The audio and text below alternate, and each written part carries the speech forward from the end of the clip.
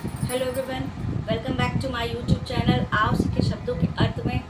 मैं आज आपको एडजेक्टिव के बारे में बताने जा रही हूँ। तो I will explain to you today use of adjective some and any.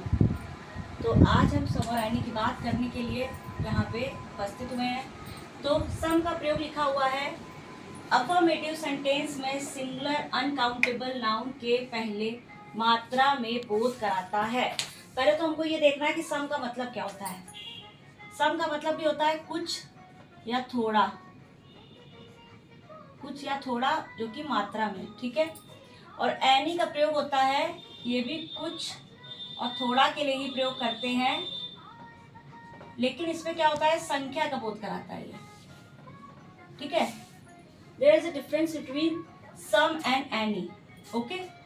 सम का प्रयोग होता है अफर्मेटिव सेंटेंस में, यानी स्वीकारात्मक जो भी वाक्य होते हैं उसमें सिंगुलर अनकाउंटेबल नाउन के पहले मात्रा में बोध कराता है। अनकाउंटेबल नाउन क्या होती है? अनकाउंटेबल नाउन वो होती है जिसकी गणना ना कर सकें, जिसकी अगणनीय बोल सकते हैं, जिसकी गणना ना कर सके वो होती है अनकाउंटेबल। मतलब जिसको हम गिन ना सकें, समझ ना सकें कि वो कितनी मात्रा में है। और जिसको हम गिन सकते हैं वो हमारी काउंटेबल नाउन होती है। जैसे कि यहाँ पे हमने कहा क्या कि मात्रा का बोध कराता है क्या? सम। सम का मतलब भी हमने आपको बता दिया, कुछ, थोड़ा और मात्रा में। तो यहाँ में एग्जाम्पल दिया हुआ है, I have some milk, okay, you have some money. तो यहाँ पे हमने दिया है आई हैव सम मिल्क, तो यहाँ पे इसका मतलब हो जाएगा कि मेरे पास कुछ मात्रा में या थोड़ी मात्रा में क्या है? दूध है, ठीक है।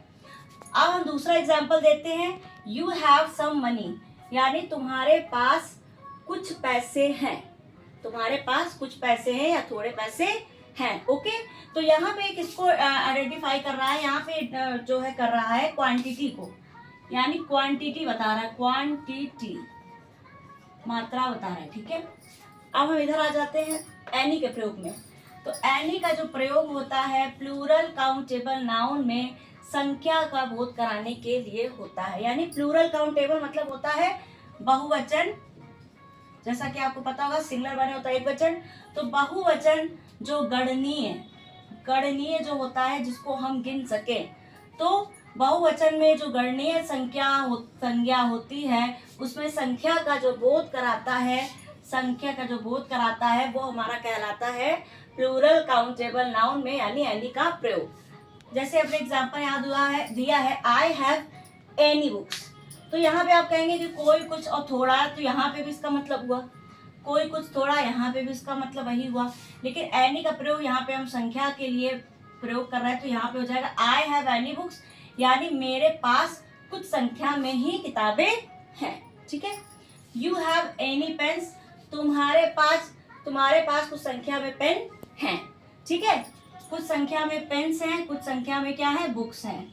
तो ये दोनों में बस इतना ही डिफरेंस है कि हमें क्वांटिटी और नंबर को ध्यान में रखते हुए बात करनी है। सम का प्रयोग क्वांटिटी के सेंस में हो गया और ये एनी का प्रयोग हो गया नंबर, ये नंबर को आइडेंटिफाई करता है, ठीक है। तो क्वांटिटी एंड नंबर। और दूसरी चीज और है, रूल नंबर हम 1 हो गया। रूल नंबर 2, सम का प्रयोग कभी कभी दोस्तों लगभग के सेंस में भी होता है, लगभग के अर्थ में भी हम इसका प्रयोग करते हैं। जैसे मैं ये कह सकती हूँ, जैसे मोहन गेव मी सम 50 रुपीज, ओके, यानी मोहन ने मुझे सम मतलब कुछ पैसे दिए, कितने? 50 रुपीज, यानी 50 रुपए दिए, ओके। तो मतलब इसका मतलब यह कि कुछ या लगभग, मोहन ने मुझे कुछ या लगभग 50 रुपए दिए।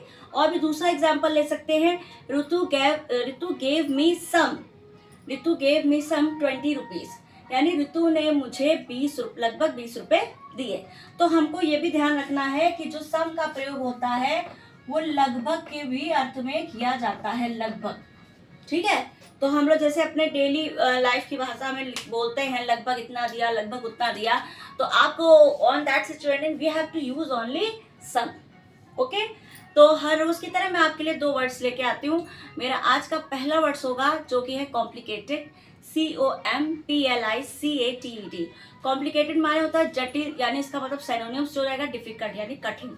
दूसरा वर्ड है मेरा आज का केपेबल, CAPABLE। कैपेबल माने होता है समर्थ, यानी जो क्वालिफाइड हो, उसको हम कहते हैं कैपेबल। तो capable and complicated, note down in your diary. I will discuss to you next video at use of adjective, some and any and other kinds also. Okay, तब तक के लिए नमस्कार।